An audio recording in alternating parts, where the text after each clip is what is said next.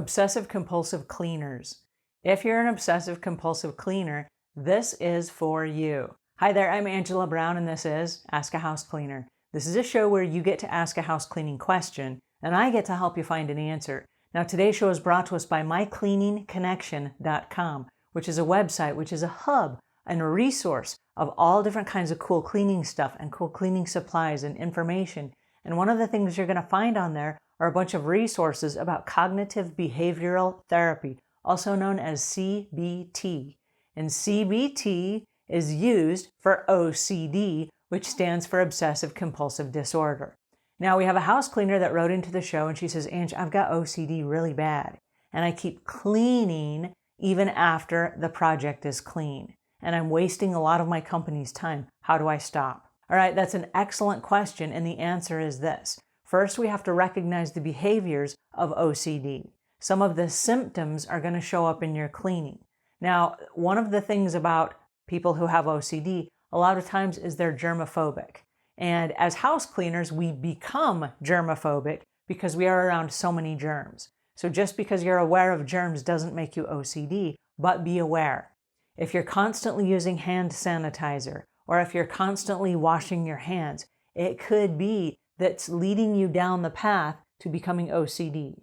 All right, so we want to wear gloves when we clean that just protects our hands from those germs. So if you have gloves on your hands, that's going to prevent you from keep washing your hands over and over and over again. Now, when you're cleaning, there's a tendency to keep cleaning. And so a lot of people who have OCD, another one of the signs is that they count. And so let's say that you're cleaning a countertop and you count how many swipes it takes for you to clean that countertop. That's okay, as long as you change the count per the size of the countertop.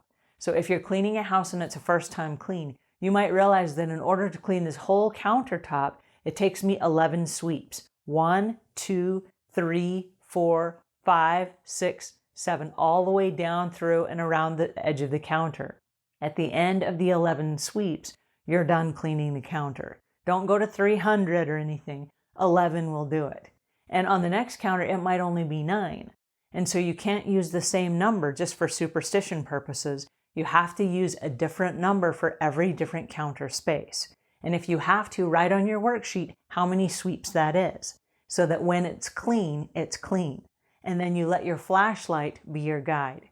So instead of guessing, which is another one of the symptoms of OCD, where you're seeking approval from other people and from yourself, you are wanting to make sure that it's perfect. And so you keep, hey, I don't want to get fired from the job. And you want to make sure that it's perfect, but you won't give yourself permission to let it be perfect. And so you let your flashlight do the job. Yes, there are no crumbs. Everything's fine and shiny. And then you mark it off on your check sheet. And once it's marked off, you're done. And then you don't come back. There's no double checking. Your worksheet says that it's done. Therefore, you're done. All right, now another symptom of OCD is that you do want other people's approval and that you want your own approval. And so you keep looking for people to give you compliments or give you feedback or did I do a good job or whatever. It's difficult when people are not at home to give us that feedback and that reassurance that we're doing a good job.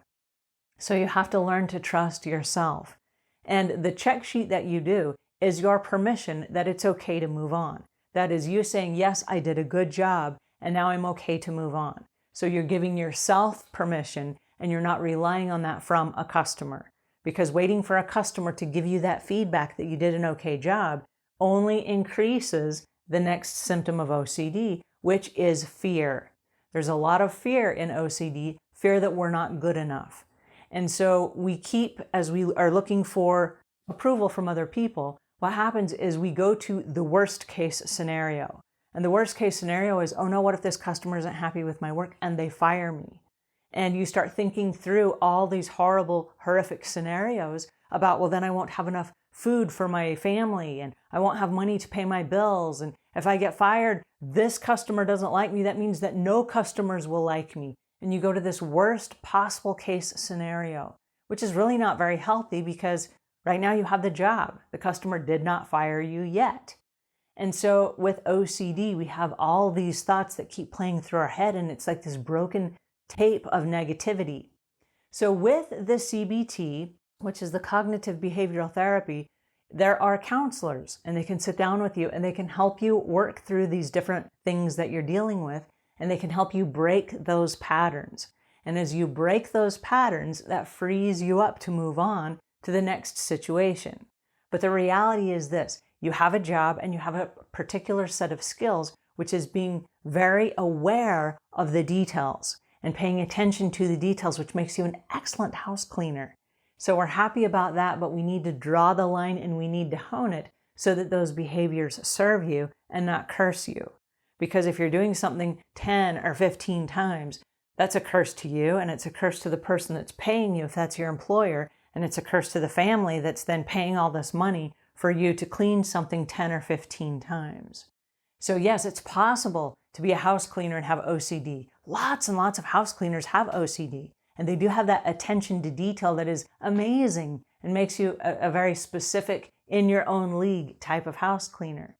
But the cognitive behavioral therapy will help you break those patterns and help you find some coping skills so that you can live a full life. And most of the time it's medicine free.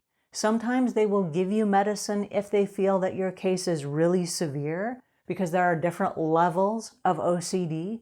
But for the most part, you can cope just off the therapy alone and creating a new set of coping skills.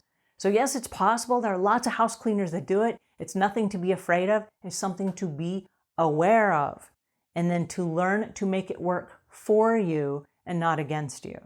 All right, that's Obsessive-Compulsive Cleaners, and a little bit about what you might be able to do to help you move forward.